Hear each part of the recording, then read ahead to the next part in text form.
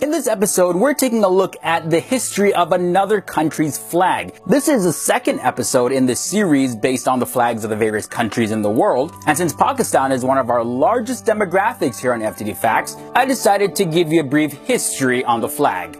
Our first episode was on the Indian flag, so if you haven't seen that episode, I recommend checking it out. I have the link to that down below. Thanks for joining me here on another episode. My name is Leroy Kenton, and I want to start off this episode by asking you, what makes you proud of your country? Let me know your responses down below.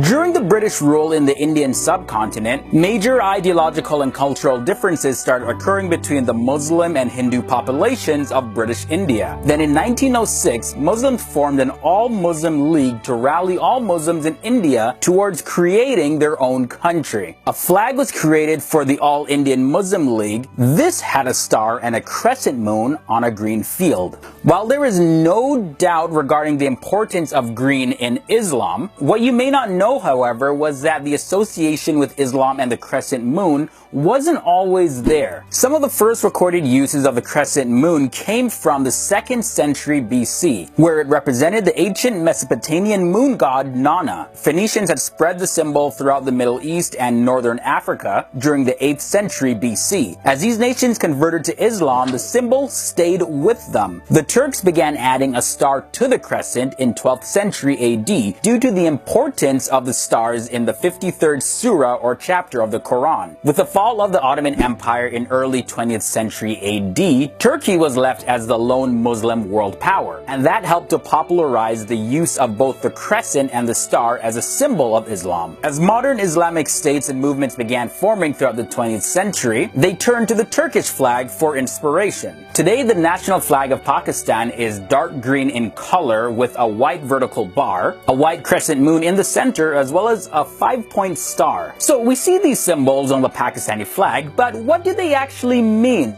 The significance of the symbols and the colors of the flag are as follows. The white represents the minorities and the green represents the Muslim majority. The crescent on the flag represents progress. The 5-point star represents light and knowledge. And the combined green and white represents peace and economic success. The Muslim activist Amaruddin Kidwai is credited with the design of the Pakistani flag. And as you take a look, you can see that it's heavily based on the All-Indian Muslim League flag. Pakistan's first Prime Minister, Nawabzada Liaquat Ali Khan, presented the national flag in the Constituent Assembly of Pakistan on August 11, 1947. Now, this was only a few days before the country's independence. The flag of Pakistan was officially adopted on August 14, 1947, after which it became the official flag of the Dominion of Pakistan. This flag now is officially referred in Pakistan's national anthem as the Parcham-i-Sitar-o-Hilal. That means the flag of the crescent and star.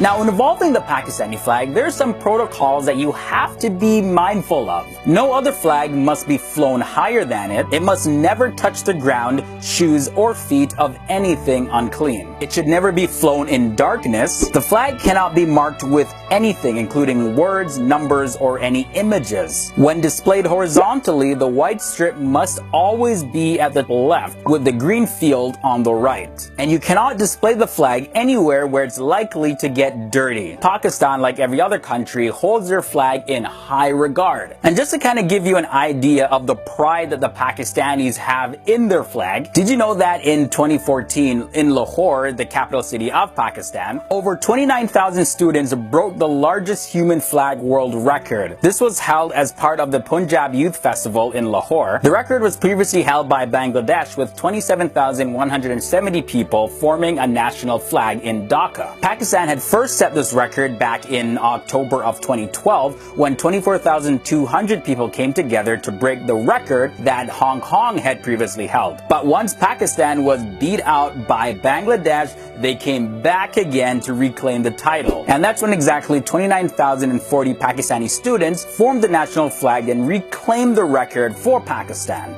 More than 29,000 students gathered in rainy weather at the stadium to replicate the Pakistani flag out of pieces of card. Last year, Bangladesh broke Pakistan's record after over 27,000 people came together to form the country's flag. Now Pakistan has reclaimed the title with this year's record human flag. But it was just too bad that that record was very short-lived, because later that year, in December of 2014, India stole the title with 43,830 people creating the largest human national flag. And yeah, this record was officially validated by the Guinness Book of World Records.